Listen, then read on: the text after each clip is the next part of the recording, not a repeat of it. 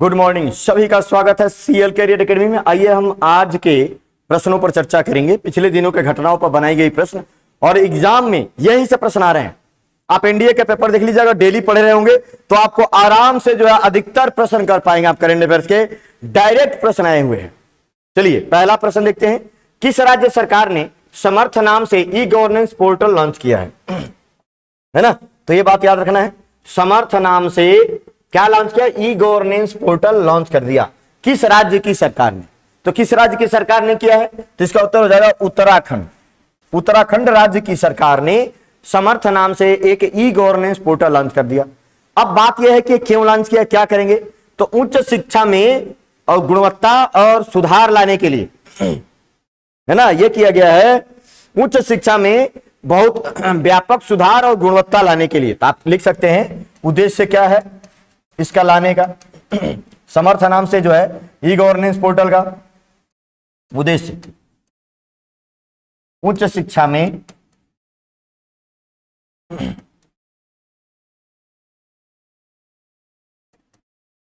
व्यापक रूप से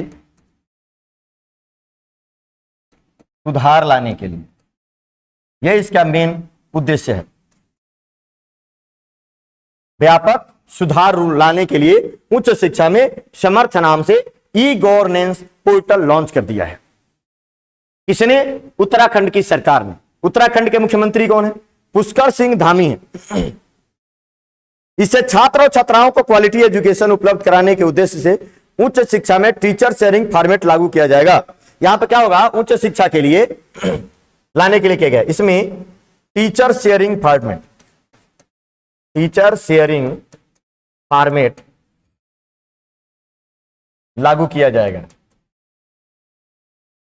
तो ये आपको याद रखना। कई बार पूछा जाए कि हाल ही में समर्थ जो है चर्चा में रहा है, ये क्या है? तो उच्च शिक्षा में व्यापक सुधार लाने के लिए उत्तराखंड सरकार द्वारा चलाई गया एक ई गवर्नेंस पोर्टल, इसका ये उत्तर हो जाएगा। इस बात से पूरे तरीके से ध्यान रखेंगे। इसमें निजी राजकीय विश्वविद्यालयों का भी अनुबंध किया जाएगा। इसमें देश भर के विद्यालयों को भी इनवाइट किया जाएगा, चाहे निजी हो या सरकारी, सबको इनवाइट किया जाएगा। ये भी यहां पे याद रखेंगे। राज्य में 5 राजकीय विश्वविद्यालय और 119 राजकीय महाविद्यालय, 21 राजकीय सहायता प्राप्त विश्वविद्यालय। तो इस तरीके से उत्तराखंड की राजधानी है देहरादून। देहरादून है ना, ये शीतकालीन राजधानी है। ग्रीष्मकालीन राजधानी कौन सी है? उत्तराखंड के ग्रीष्मकालीन राजधानी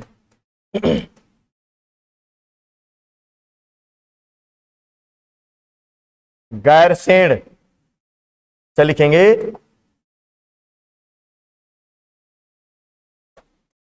गैरसैंण। उत्तराखंड की ग्रीष्मकालीन राजधानी है और ये शीतकालीन राजधानी उत्तराखंड के। मुख्यमंत्री पुष्कर सिंह धामी। पुष्कर सिंह धामी दूसरी बार बने हैं, याद रखेंगे आप लोग, महत्वपूर्ण है। भारतीय वन अनुसंधान संस्थान कहां है? उत्तराखंड में ही। तो सारी बात याद रखिएगा। भारतीय वन अनुसंधान संस्थान। HAL और AL&T Larsen and Toubro. Hindustan aeronautics limited, इसका उत्तर हो जाएगा L&T लार्सन एंड ट्रिब्रो ने न्यू स्पेस इंडिया लिमिटेड, ये कंपनी है और ये इसरो की सहायक कंपनी है। New space India limited ISRO की सहायक कंपनी है। से कितने PSLV रॉकेट बनाने का क्या हुआ? अनुबंध मिला है, कॉन्ट्रैक्ट मिला है। मतलब न्यू स्पेस इंडिया ने HAL हिंदुस्तान एरोनॉटिक्स लिमिटेड और L&T कंपनी को कितने PSLV विमान रॉकेट बनाने के लिए उनको कॉन्ट्रैक्ट दिया है। PSLV का पूरा नाम क्या होगा? पोलर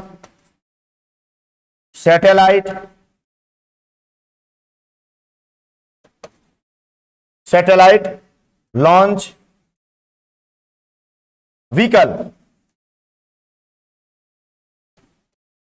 है ना। इसको बोलते हैं ध्रुवीय उपग्रह प्रक्षेपण यान। तो कितने? तो इसका सही उत्तर हो जाएगा 5, है ना। 5 PSLV बनाने का काम मिला है। PSLV polar satellite launch vehicle, है ना। इसको इसरो का घोड़ा कहा जाता है, इसरो हॉर्स, इसरो का घोड़ा कहा जाता है ना। सबसे सफल है इसरो का घोड़ा है, सबसे सफल इसको कहा जाता है ना। तो 5 जो है पीएसएलवी रॉकेट बनाने का अनुबंध मिला है, आप लोग याद रखेंगे, बेहद महत्वपूर्ण प्रश्न होगा। नीले आसमान के लिए अंतर्राष्ट्रीय स्वच्छ वायु दिवस कब मनाया जाता है? ध्यान रखना, नीले आसमान के लिए क्या अंतर्राष्ट्रीय स्वच्छ वायु दिवस कब मनाया जाता है? शानदार और उतना ही महत्वपूर्ण प्रश्न है। यह मनाया जाता है प्रतिवर्ष 7 सितंबर को मनाया जाता है।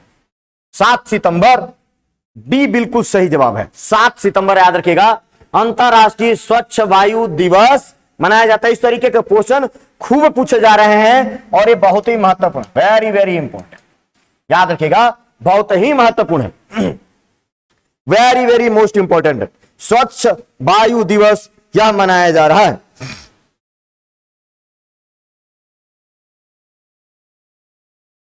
अब हम देखते हैं, हर साल 7 सितंबर को साफ हवा और नीले आसमान का अंतर्राष्ट्रीय दिवस के तौर पर मनाया जाता है ना। वायु में गुणवत्ता सुधार के लिए, कार्यों को बढ़ावा देने के लिए है ना, ब्लू स्काईज दिवस मनाया जाता है। उद्देश्य क्या है? सभी स्तरों पर जन जागरूकता बढ़ाना। स्वच्छ सभी स्तरों पर उद्देश्य क्या है? सभी स्तरों पर जन जागरूकता बढ़ाना। किस लिए? स्वच्छ वायु, पर्यावरण, स्वच्छ वायु और पर्यावरण के लिए, मतलब इस तरीके का नाम सही लग रहा है, क्या होगा आप इसका कर सकते हैं कि क्यों किया जाएगा इसके लिए। और अगर हम बात करें कि इस दिन का इतिहास क्या है, इसकी थीम क्या है,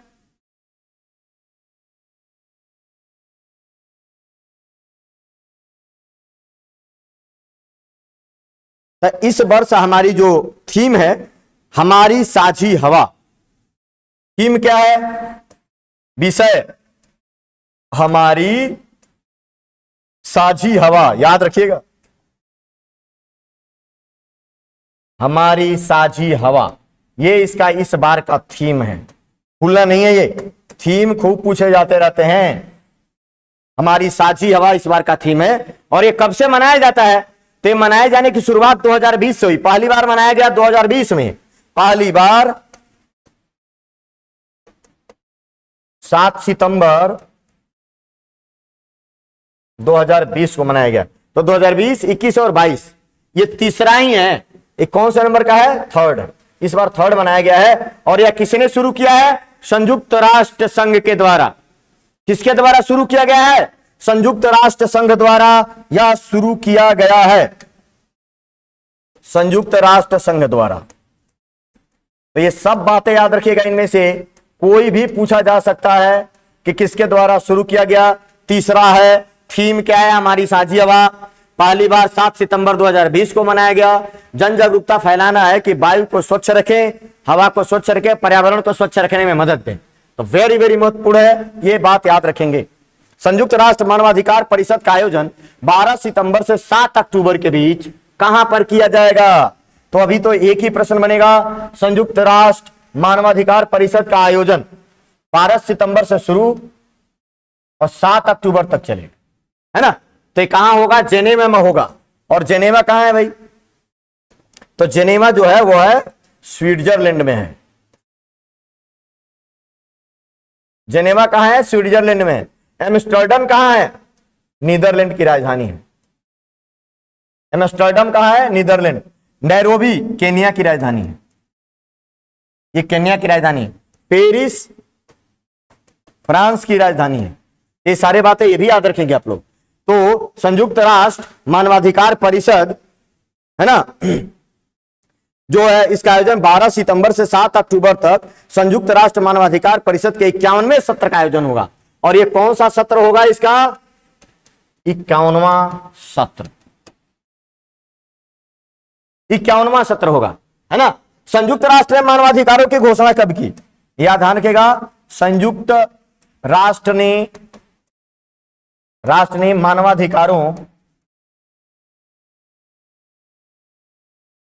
मानवाधिकारों की घोषणा की थी। कब? 1948 ईस्वी। 1948 ईस्वी में संयुक्त राष्ट्र ने मानवाधिकारों की घोषणा की कि मानवाधिकार भी होने चाहिए। भारत में भी मानवाधिकार जो है। अब विश्व मानवाधिकार दिवस कब मनाते हैं? विश्व मानवाधिकार दिवस कब मनाया जाता है? विश्व मानवाधिकार दिवस कब मनाते हैं भाई? 10 दिसंबर को मानवाधिकार दिवस मनाया जाता है दुनिया में। ये बात याद रखिएगा, है ना। तो इसका जो बैठक होगा वो जेनेवा में होगा। और एक और बात, विश्व मानवाधिकार आयोग से किसको निकाल दिया गया है? रूस को। किसको निकाला गया है? रूस को इससे निकाल दिया गया है, जो यूक्रेन के साथ युद्ध हुआ था, इसलिए यहां से। किस कन्नड़ फिल्म अभिनेता को कर्नाटक सरकार की योजना का ब्रांड एम्बेसडर नियुक्त किया गया है?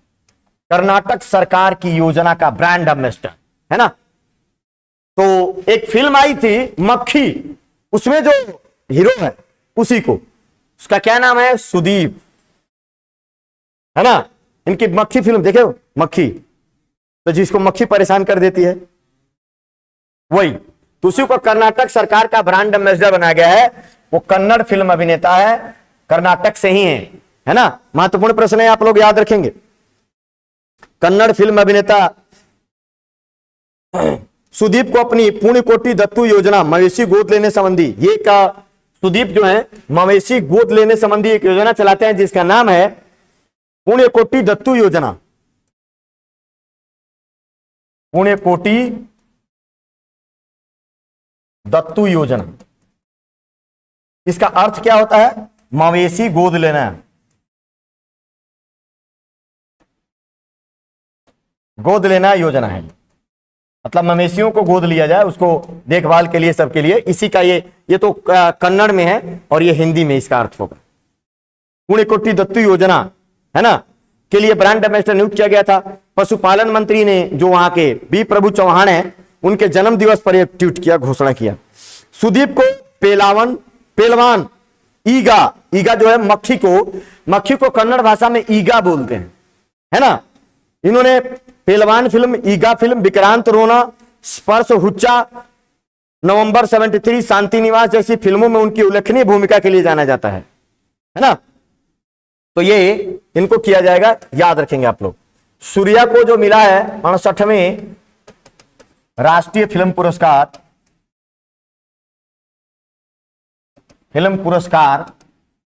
में क्या मिला है? सर्वश्रेष्ठ अभिनेता। और किसको मिला है? अजय देवगन।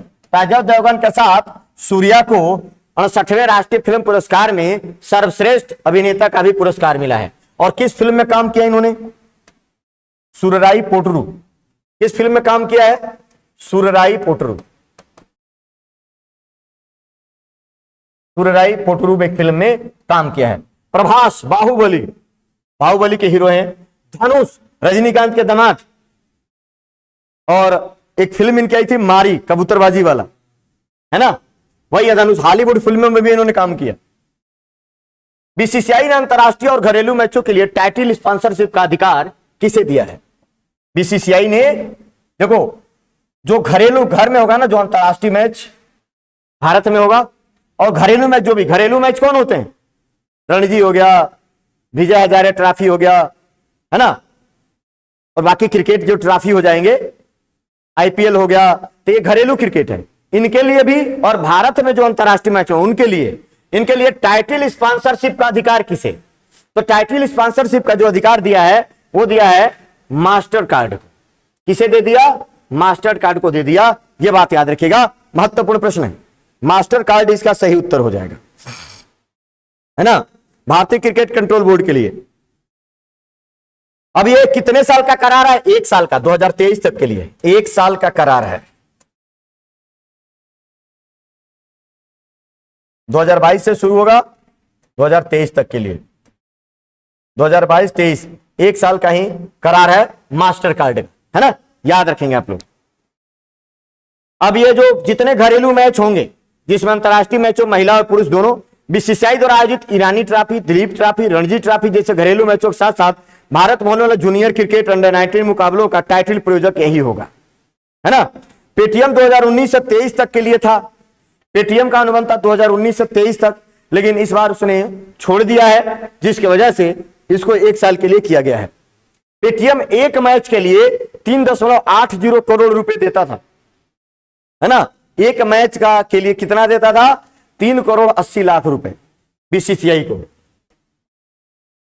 दिसंबर 2022 तक सरकारी बैंकों के द्वारा कितनी नई शाखाएं खोली जाएंगी? तो सरकार ने एक दिया है कि दिसंबर 2022 तक, है ना, जितने सरकारी बैंक हैं भारत में, कितने सरकारी बैंक हैं? 12 सरकारी बैंक हैं। यह भी याद रखेगा, जो 2020 में विलय हुआ, 2020 में विलय के बाद सरकारी बैंकों की संख्या हो गई 12। इनको जो है दिसंबर 2022 तक कितनी नई शाखाएं खोलनी है ग्रामीण क्षेत्रों में जहां पर शाखाएं नहीं है, बैंकिंग सेवा कनेक्टिविटी नहीं है? तो इसका उत्तर हो जाएगा 300 बैंक शाखाएं इनको खोलना है। सरकारी बैंकों जैसे पीएनबी हो गया, state bank of India, Bharat का सबसे बड़ा बैंकिंग बैंक का बड़ौदा, है ना। तो ये सारे bank, Indian bank, Canara bank, इन सबको जो है मिलाकर 12 सरकारी बैंक है और 300 शाखाएं खोलेंगे। तो ध्यान रखिएगा, तब बहुत ही महत्वपूर्ण है। ये सरकारी बैंकों के द्वारा उन क्षेत्रों में जहां पर ये कनेक्टिविटी नहीं है 300 शाखाएं खोली जाएंगी। देश की पहली नेजल वैक्सीन को आपातकालीन इस्तेमाल के लिए मंजूरी मिली है। नेजल वैक्सीन, है ना, तो आपातकालीन मंजूरी मिली है। यह वैक्सीन किसने बनाई है? यह वैक्सीन जो बनाई है भारत बायोनटेक ने बनाया है नेजल वैक्सीन। और ये वैक्सीन किस प्रकार का है आप देखेंगे, इसको जो है स्प्रे कर दिया जाएगा। नोजल वही होता है ना जो स्प्रे कर दिया जाता है, स्प्रे कर देंगे तो इससे क्या हो जाएगा, उसे पता चल जाएगा। इस तरीके का वैक्सीनेशन और वायरस पर लगान लगाने के लिए हो जाएगा, कोरोना के लिए। तो नेजल वैक्सीन बनाया है भारत बायोटेक, और डीजीसीआई ने इसको क्या किया, drug controller general of India, DGCI ने क्या कर दिया, मंजूरी दे दी। डीजीसीआई ने आपातकाल के लिए मंजूरी दे दिया, आपात मंजूरी दी है कि आपातकाल में इसका इस्तेमाल किया जा सकता है ना। डीजीसीआई का पूरा नाम क्या है, ड्रग, डीसीजीआई होगा,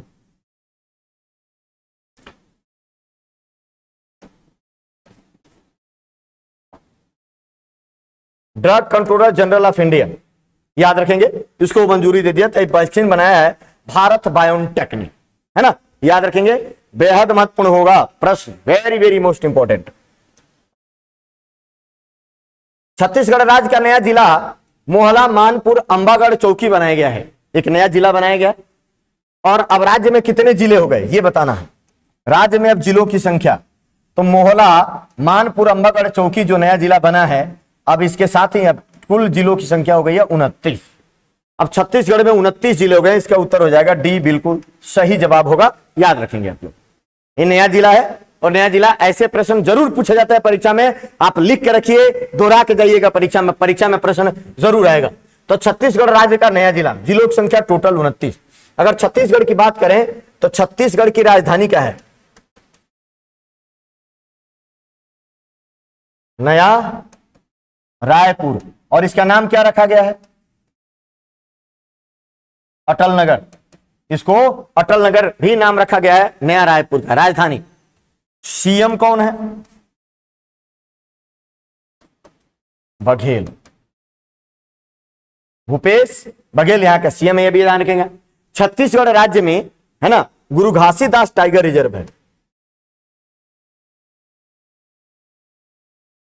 गुरु घासीदास टाइगर रिजर्व। और ये गुरु घासीदास टाइगर रिजर्व भारत का 53वां टाइगर रिजर्व है। भारत में अब तक कितने टाइगर रिजर्व है, 53, और 53वां टाइगर रिजर्व यही है, गुरु घासीदास टाइगर रिजर्व। तो ये भी है। और इसके साथ ही साथ इंद्रावती नेशनल पार्क है, इंद्रावती नेशनल पार्क, ये भी टाइगर रिजर्व है, ये भी टाइगर रिजर्व है। छत्तीसगढ़ राज्य में एक जलप्रपात है जिसका नाम है चित्रकूट जलप्रपात। इसको बोला जाता है न्यागरा जलप्रपात की उपाधि भी दी जाती है। न्यागरा जलप्रपात कहाँ है? अमेरिका में है। तो न्यागरा जलप्रपात भारत के किस जलप्रपात को कहा जाता है? तो चित्रकूट जलप्रपात को, जो छत्तीसगढ़ में है ना, उसको न्यागरा जलप्रपात कहा जाता है ना। ये भी आप याद रखेंगे।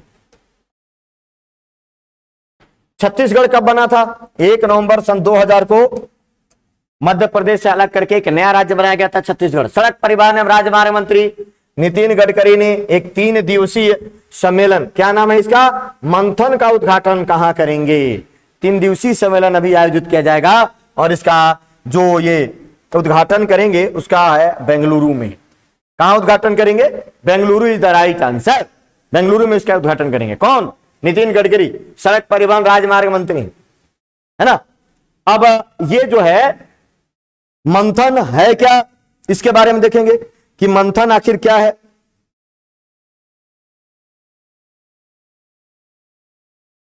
तो क्षेत्र से जुड़े मुद्दों, ढांचागत क्षेत्र से जुड़े मुद्दों एवं चुनौतियों के लिए एक 3 दिवसीय सम्मेलन का, जिसका नाम है मंथन, उसका उद्घाटन करेंगे। यह बेंगलुरु में आयोजित होगा। कई सामग्रियों एवं तकनीक, सड़क सुरक्षा, वाहन सुरक्षा, वैकल्पिक एवं भविष्योन्मुख आवागमन, बहुमाध्यम, लॉजिस्टिक पार्क, पर्वतमाला और डिजिटल हस्तक्षेप से जुड़े बिंदुओं पर इस पर चर्चा की जाएगी। ये याद रखना है आप लोगों। इसके साथ साथ क्या होगा? परिवहन विकास परिषद की 41वीं बैठक भी यही होगी। परिवहन विकास परिषद, परिवहन विकास परिषद की 41वीं बैठक भी होगी। 41वीं बैठक भी यही होगी। यहाँ पे ध्यान रखिएगा, परिवहन विकास परिषद की 41वीं बैठक भी यहां आयोजित की जाएगी। एक प्रश्न ये भी बन जाएगा आप लोगों को। आप लोग अवेयर रहिएगा, ऐसे प्रश्नों को पढ़ते रहिए।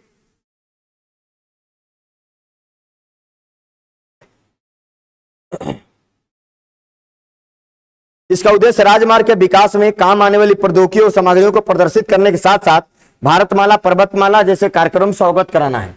तो ध्यान रखिएगा, मंथन कार्यक्रम बेंगलुरु। बेंगलुरु कहां है? कर्नाटक में। कर्नाटक, कर्नाटक का पुराना नाम मैसूर है।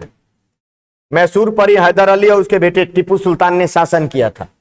कर्नाटक के जो सीएम हैं बसवराज बोम्मई है। बसवराज बोम्मई है। कर्नाटक में Bandipur tiger reserve, Anshi tiger reserve, Nagarhole tiger, Kudremukh tiger reserve, ये सब टाइगर रिजर्व जो है यही है कर्नाटक में। बेंगलुरु को सिलिकॉन सिटी के नाम से भी जाना जाता है। लोकनायक फाउंडेशन साहित्य पुरस्कार किसे दिया गया है? लोकनायक फाउंडेशन साहित्य पुरस्कार किसे दिया गया है? तो ये दिया गया है तनिकेला भरणी को। किसे दिया गया? तनिकेला भरणी।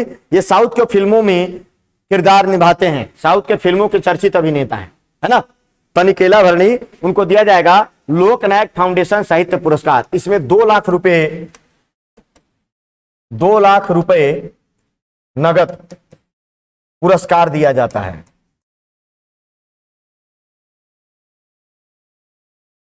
पुरस्कार दिया जाता है, यह भी याद रखेंगे।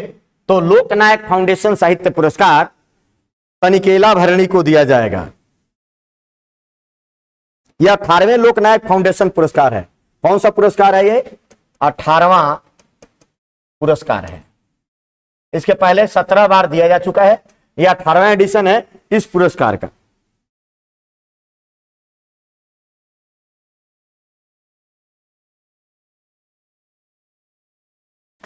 ये आंध्र ज्ञानपीठ के नाम से भी जाना जाता है। इसको आंध्र ज्ञानपीठ के नाम से भी जाना जाता है।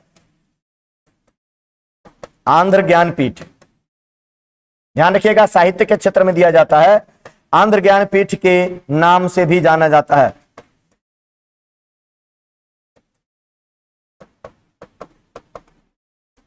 है ना। इसको आंध्र प्रदेश का ज्ञानपीठ भी कहते हैं। प्रतिवर्ष एक प्रख्यात तेलुगु लेखक या कवि या तेलुगु साहित्य के लिए सेवा करने वाले व्यक्ति को दिया जाता है। प्रतिवर्ष तेलुगु लेखक या कवि को दिया जाता है। प्रतिवर्ष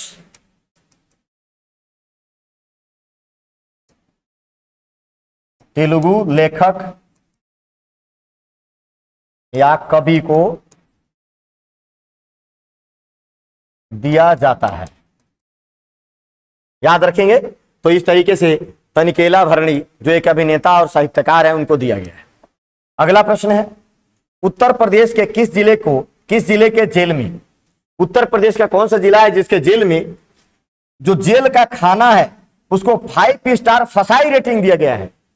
इतना शानदार खाना है जेल का खाना जिसको 5 स्टार का फसाई का रेटिंग दिया गया है, जो भारत में food standard safety authority of India है ना, ये इसके लिए इसने जो है 5 स्टार दिया था।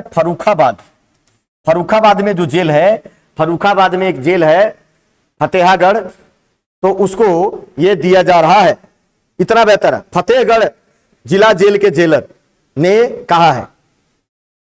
और ये कहा गया फतेहगढ़ सेंट्रल जेल में 1100 से अधिक कैदियों को यह खाना दिया जा रहा है, जो कि भोजन की क्वालिटी ऐसी है कि उसे भारतीय खाद्य सुरक्षा और मानक प्राधिकरण 5 स्टार की रेटिंग दी है। इतना बढ़िया खाना है ना। कौन से जेल में, फर्रुखाबाद का कौन सा जेल है, तो फतेहगढ़ सेंट्रल जेल, नाम याद रखिएगा, फतेहगढ़ सेंट्रल जेल।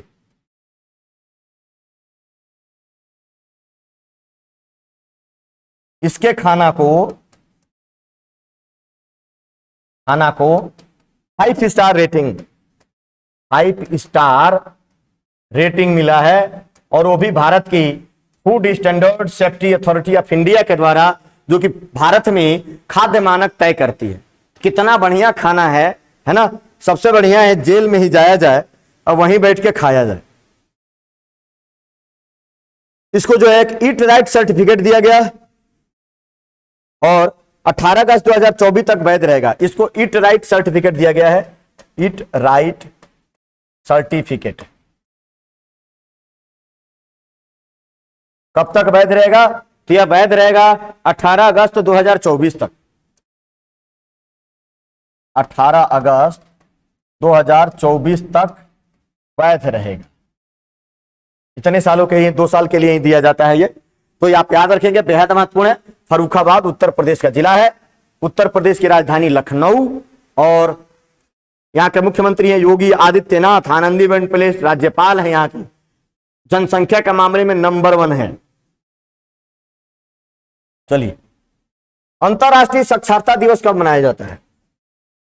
अंतरराष्ट्रीय साक्षरता दिवस तो प्रतिवर्ष मनाया जाता है 7 सितंबर is the right answer. International literacy day 7 सितंबर को, 7 सितंबर को नहीं मनाते, 8 सितंबर को मनाते हैं।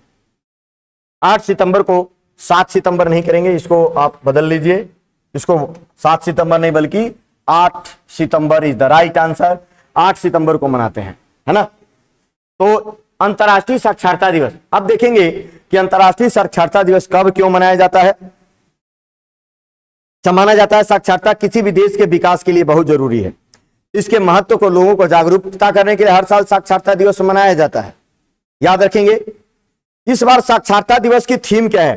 ट्रांसफॉर्मिंग लिटरेसी लर्निंग स्पेस 2022 की theme,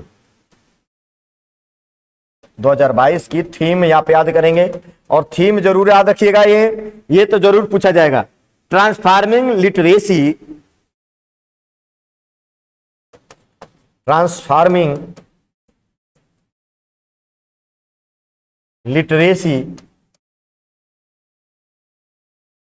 transforming literacy learning space.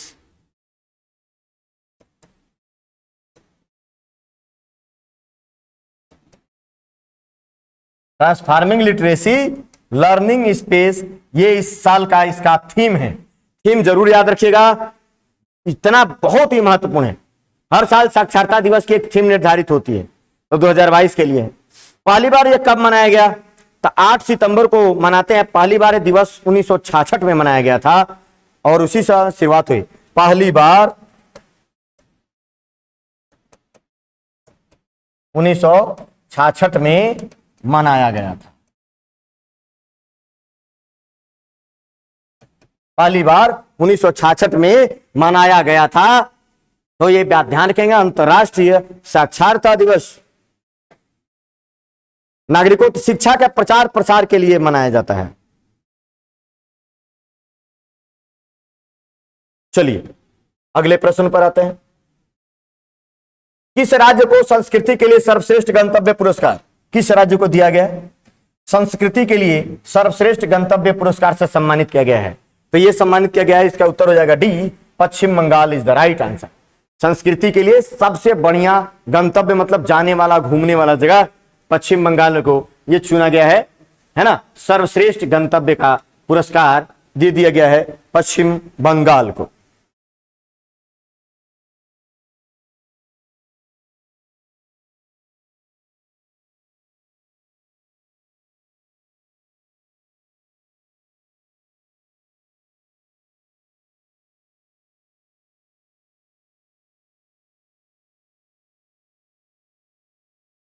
मार्च 2023 में बर्लिन में world tourism and aviation leader summit में मार्च 2023 में बर्लिन में सम्मानित किया जाएगा।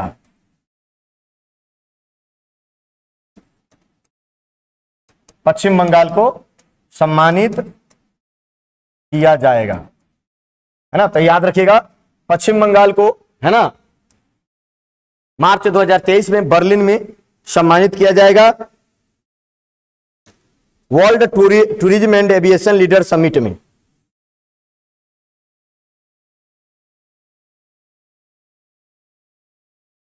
इंटरनेशनल टेबल अवार्ड सबसे प्रतिष्ठित जोन व्यवसाय यात्रा पर्यटन के लिए दिया जाता है ना। याद रखेंगे आप लोग। यह संयुक्त राष्ट्र विश्व पर्यटन संगठन, संयुक्त राष्ट्र विश्व पर्यटन संगठन, है ना, के द्वारा। तो ये याद रखिएगा, महत्वपूर्ण प्रश्न है। तो Paschim Bengal is the right answer. Canada में भारत का अगला उच्चायुक्त किसे नियुक्त किया गया है? तो कनाडा में भारत का अगला उच्चायुक्त जो नियुक्त किया गया है, जितने नियुक्त किए जा रहे हैं आप इन सभी को याद रखेगा। अगला उच्चायुक्त नियुक्त किया गया है संजय वर्मा को, है ना। ये बिल्कुल सही जवाब होगा। कनाडा में भारत का अगला उच्चायुक्त संजय वर्मा को नियुक्त किया गया है। ये और इस तरीके के जितने उच्चायुक्त नियुक्त किए जा रहे हैं आप याद रखिएगा, महत्वपूर्ण बात होगा और ये खूब पूछा जाता है ना। कनाडा दुनिया का दूसरा सबसे बड़ा देश है, सर्वाधिक झीलों वाला देश है ना। और इनकी तट रेखा दुनिया में सबसे लंबी है, तट रेखा दुनिया में सबसे लंबी है। उत्तर अमेरिकी महाद्वीप में आता है कनाडा। कनाडा की राजधानी कहां है? ओटावा। कनाडा की राजधानी जो है वो है ओटावा। प्रधानमंत्री है जस्टिन ट्रूडो और संजय वर्मा को कनाडा में अभी उच्चायुक्त नियुक्त किया गया, हाई कमिश्नर नियुक्त किया गया है। उच्चायुक्त का उसी को बोलते हैं, ये भी राजदूत ही होते हैं, लेकिन जो कॉमनवेल्थ देशों में जब हम किसी राजदूत को नियुक्त करते हैं तो उसको हाई कमिश्नर बोला जाता है, उच्चायुक्त बोला जाता है। ये ध्यान रखेंगे। चलिए आज के लिए इतना ही, कल फिर मिलेंगे। सभी लोगों का बहुत बहुत धन्यवाद। जय हिंद, जय भारत।